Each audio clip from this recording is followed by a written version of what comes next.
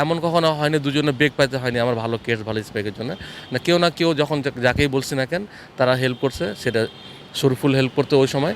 এখন দুজনেই হেল্প করে যে কারো স্পাইক লাগবে কিনা বলবেন। আমি যেটা করছিলাম আমার cricket academy director Khaled Masud pilot, তাকে বলছিলাম যে ওর ভর্তি বা বেতন এগুলো অবশ্যই ফ্রি করে দিতে হবে, থাকাটাও ফ্রি করতে হবে, একাডেমিতে থাকার ব্যবস্থা ছিল ওটা ফ্রি করে দিতে হবে। বা অবশ্যই আমার যে নাহিদিনের বিষয়টা চলে আসছিলো তখন, যে ওরও বিষয়টা এরকম ছিল, ভালো কেট ভালো স্পাইক। শরীফুল তখন তাকে গিফট করা শুরু করে তার জন্য। শরীফুলের ব্যাপারটা যেহেতু বললেন, আসলে ও যখন ক্রিকেটটা খেলা শুরু করেছে আর্থিক সচ্ছলতা একদমই ছিল না বলতে গেলে। তার যে ভাই, বড় ভাই, আমি যতটুকু শুনেছি গার্মেন্টসে কাজ করেছে, যতটুকু টাকা পেয়েছে ছোট ভাইকে পাঠিয়েছে। ওই টাইমে আসলে আপনি তাকে সাপোর্ট কিভাবে করতেন? কখনো কি মনে হয়েছে কিনা যে টাকার জন্য ক্রিকেটটা খেলতে পারছে না?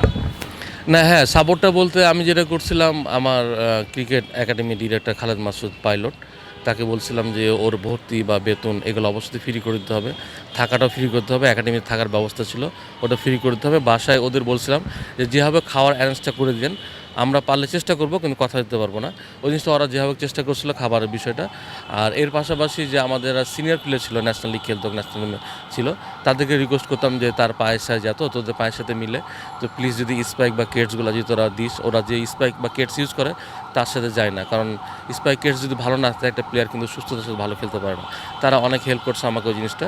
তাকে ওই সময় মতন ওগুলাও যখন দিছি, ওগুলো নিয়ে ও খেলছে, এবং যখন সুযোগ পাইছে মাঝামাঝি কিনছে।